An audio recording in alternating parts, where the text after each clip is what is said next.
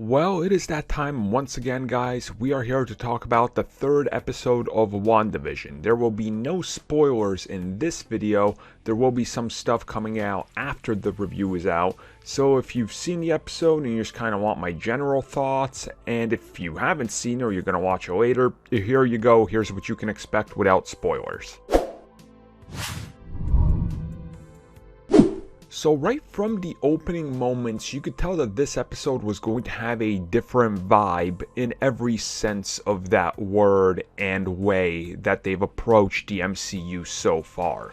And what I really liked is once you start getting into it, and once the episode starts going with what the central plot is and how it relates to the future of the family, you see that a lot of things are starting to formulate behind the scenes, if you will. And I mean that in terms of what we found out the last two episodes, where there's people watching what is going on in this world. And you feel that presence a little bit more in this episode, I would say. And you sort of start to piece together that the characters in this world are not all that they seem to be, and there's some realization of that. And there's also these like cracks in the wall, I want to say, that sort of start to I guess appear in reality. Now this is all very nice on sort of the periphery of what is happening with Wanda and Vision, considering that this episode is one that focuses on the family taking the next big step. And by that I mean Wanda is pregnant.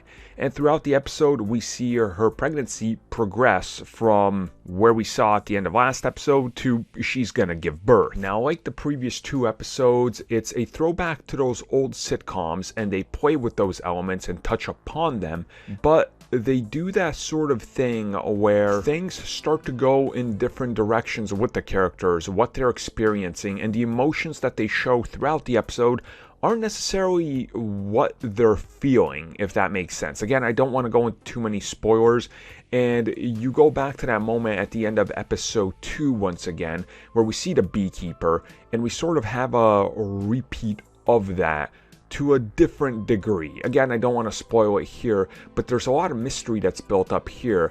And along with this comes a good dose of comedy, comes a good dose of great acting, and a few more things that sort of build up where the series is going in the next couple of episodes, how the neighborhood is really, and hinting towards the bigger implications in the MCU. You have characters like Monica, for example, and she's a little bit more prominent in this episode in her involvement with Wanda, and this further enhances the story of this neighborhood kind of taking a evolutionary step on its own in a weird way, and yet nobody's acknowledging anything really. And there's a few hints of what might be happening with the town in this episode, but we'll have to talk about that in some spoiler videos and obviously the next episode. Overall, I really enjoyed this one.